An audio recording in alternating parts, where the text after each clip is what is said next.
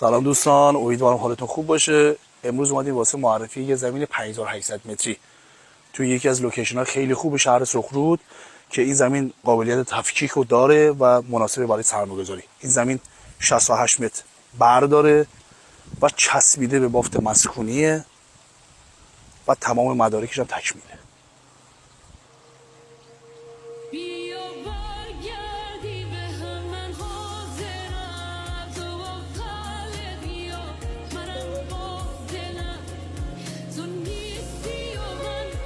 چسبیده به بافت مسکونی. خوشحالم که با ما همراه.